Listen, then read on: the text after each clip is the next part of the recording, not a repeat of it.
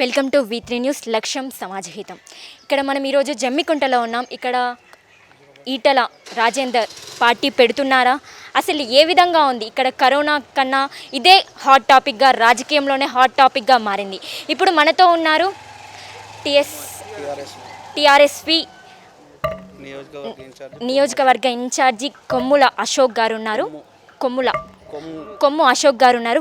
వారి అభిప్రాయాన్ని మనం వారి మాటల్లోనే తెలుసుకుందాం. నమస్తే అండి. నమస్తే మేడం. చెప్పండి.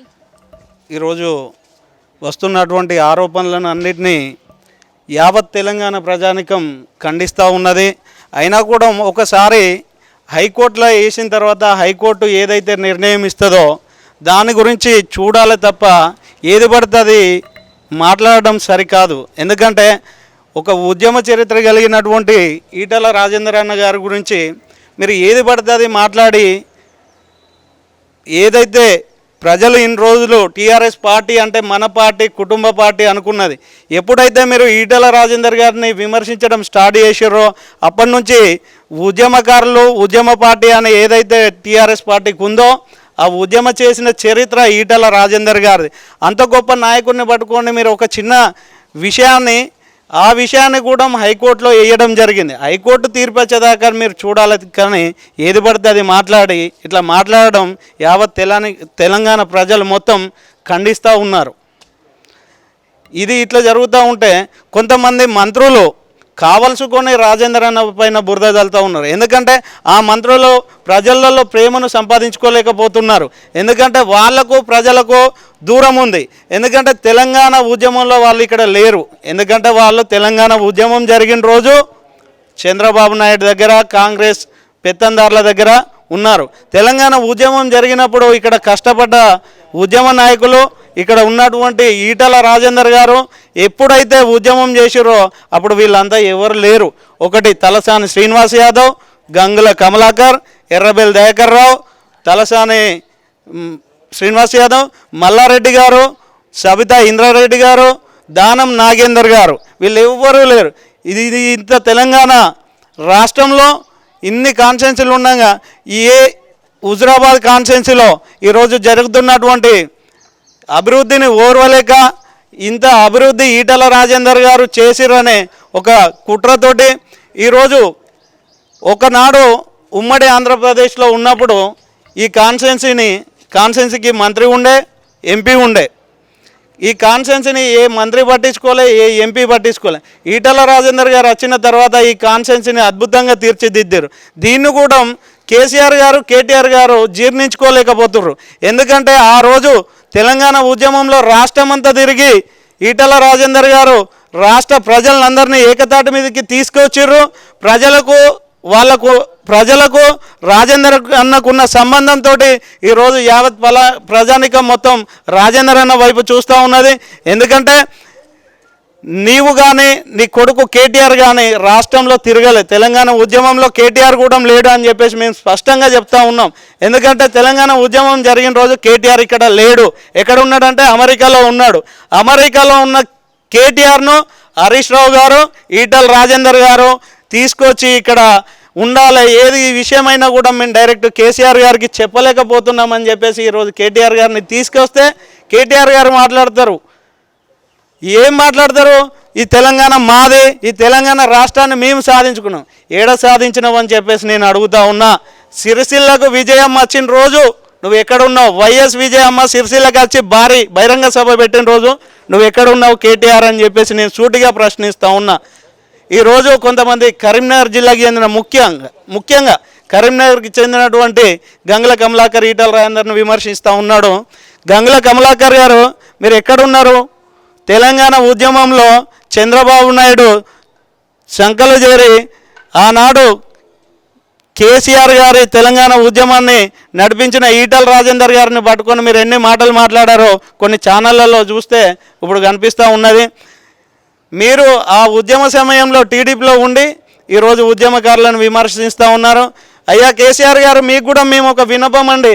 ఉద్యమకారులందరినీ పక్కకు పెట్టి ఉద్యమ ద్రోహులందరినీ తీసుకొచ్చి ఈరోజు మంత్రి పదవులు ఇస్తూ ఉన్నావు. నీకు ఇది కరెక్టా అని చెప్పేసి మేము అడుగుతూ ఉన్నాం.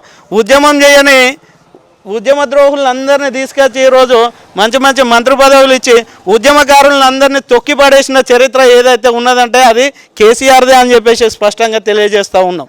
ఇప్పుడు మీరు అంటున్నారు ఈటెల రాజేందర్ మీద కావాలనే ఆరోపణ చేస్తున్నారంటారా మరి? అవునండి, ఎస్ కరెక్ట్. ఈటెల రాజేందర్ గారు మొన్న జరిగినటువంటి అసెంబ్లీ ఎలక్షన్లో జరిగినప్పటి నుంచి మేము చూస్తూ ఉన్నాం. మేము ఈటెల రాజేందర్ అన్న వెన్నంటూ ఉంటాం ఎప్పటికీ. ఎందుకంటే మొన్నటి అసెంబ్లీ ఎలక్షన్లో మేము కళ్ళతో చూసినాం. ఈటెల రాజేందర్ అన్నను ఓడియడానికి కోట్ల రూపాయలు హుజురాబాద్ కాన్స్టిట్యున్సీలో ఖర్చు పెట్టాను. ఈటెల రాజేందర్ అన్నను ఓడిస్తే గంగుల కమలాకర్కు మంత్రి పదవి ఇస్తా అని ఆ రోజు నువ్వు మాట ఇచ్చినావని చెప్పేసి మేము స్పష్టంగా తెలియపరుస్తున్నాం. ఈటెల రాజేందర్ అన్నను ఓడించడానికి నువ్వు గింత కుట్ర చేస్తావని మేము ఏ రోజు అనుకోలే. ఇది మా కాన్స్టిట్యున్సీ ప్రజలందరూ గమనిస్తూ ఉన్నారు. ఎందుకంటే ఒక ఉద్యమకారుడు, ఒక బీసీ నేత ఎదుగుదలను నువ్వు చూడలేక రేపు ఎక్కడ ఈటెల రాజేందరు నాకంటే గొప్పవాడు, నా రైట్ హ్యాండ్ ఉన్న కుడి భుజం ఉన్న తమ్ముడు అని చెప్పేసి హుజురాబాద్లో జరిగినటువంటి ఇందిరానగర్ సభ సాక్షిగా నువ్వు చెప్పినావు. ఆ సభ సాక్షిగా చెప్పిన మాట యావత్ తెలంగాణ ప్రజలు మొత్తం విన్నరు, చూసిర్రు. ఈటెల రాజేందర్ ఉద్యమకారుడు కాబట్టి ప్రతి జిల్లాకు పోయినా, ప్రతి కాన్స్టిట్యున్సీకి పోయినా ఆదరించి హక్కున చేర్చుకొని మా అన్న మా బిడ్డ వచ్చిండని చెప్పేసి ఏ తల్లి కానీ ఏ అన్న కానీ దగ్గరికి తీసుకుంటే దాన్ని కూడా నువ్వు జీర్ణించుకోలేకపోతున్నావు కదా నా కేసీఆర్ గారు అని చెప్పేసి మేము అడుగుతూ ఉన్నాం. నువ్వు మొన్న జరిగిన అసెంబ్లీ ఎలక్షన్లలో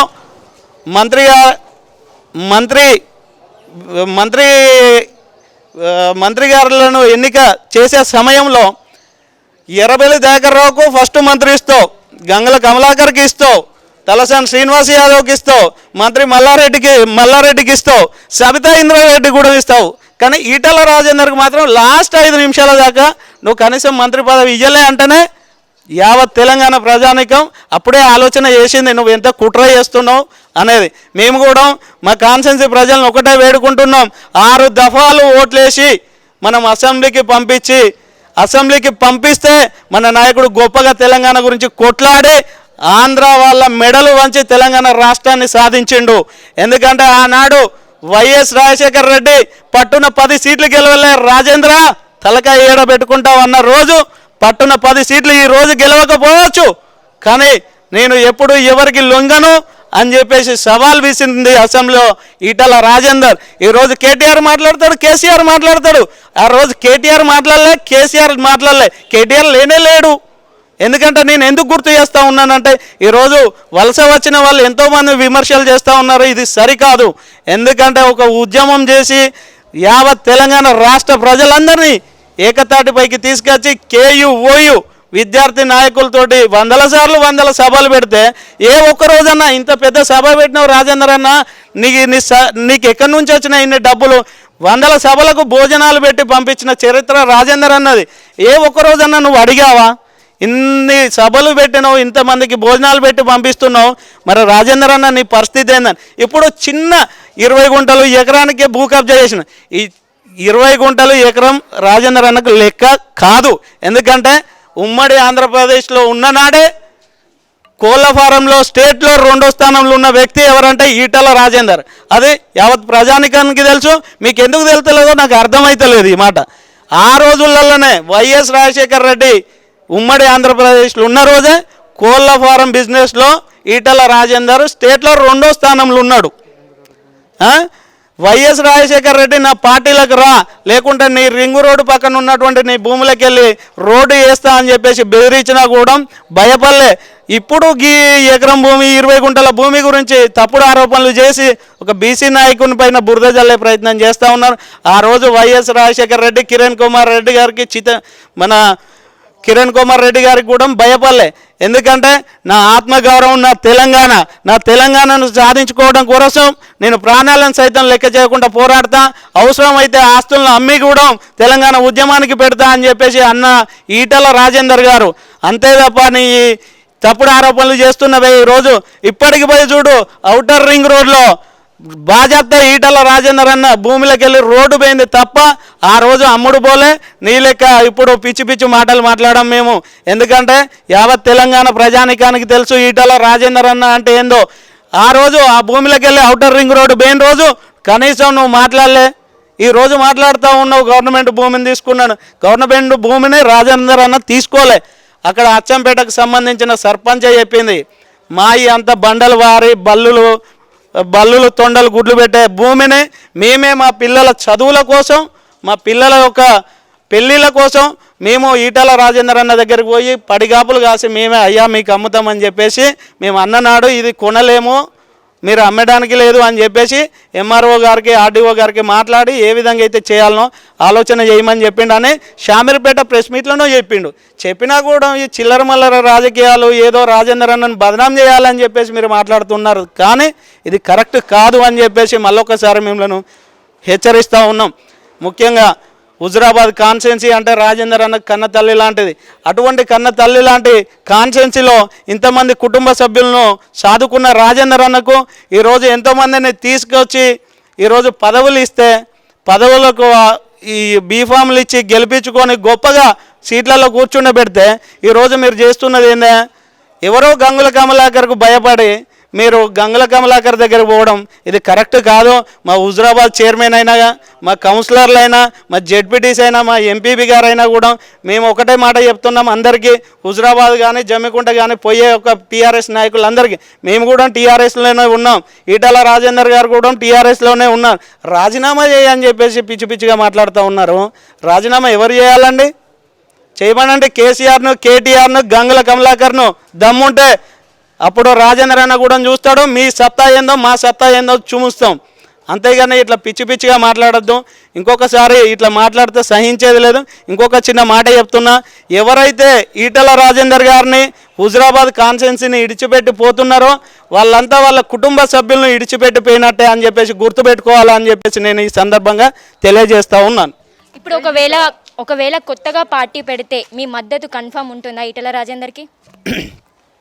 రాజేందర్ అన్న తీసుకునే నిర్ణయానికి మేము కొత్తగా పార్టీ పెట్టినా, అన్న ఏ ఆలోచన చేసినా కూడా అన్న తీసుకునే ఆలోచన, ఎందుకంటే అన్న ఒక్క ఆలోచన అన్న ఒక్కరి వరకే ఉండదు. ఎందుకంటే యావత్ తెలంగాణ ప్రజానికాన్ని ఏ విధంగా ముందుకు తీసుకుపోవాలి, రేపు రానున్న రోజులలో మనం ఈ తెలంగాణకి ఏం చేయాలి అనే ఆలోచన కలిగిన వ్యక్తి ఎవరన్నా ఉన్నారంటే అది ఈటల రాజేందర్ అన్న.